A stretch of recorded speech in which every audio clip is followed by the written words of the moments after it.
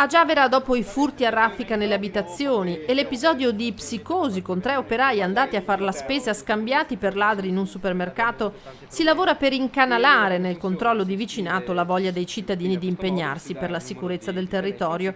Un incontro pubblico a Santiangeli, quindi il gazebo promosso dalla Lega al Mercato per raccogliere firme.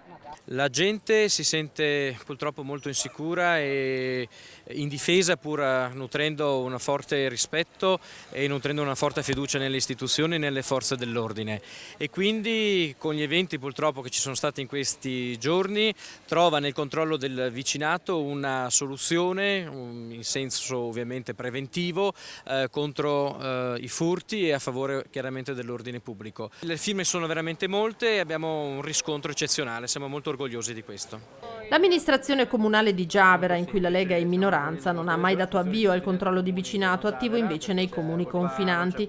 Il gruppo del Carroccio spera di far cambiare idea a sindaco e giunta ed è determinato a portare avanti la petizione.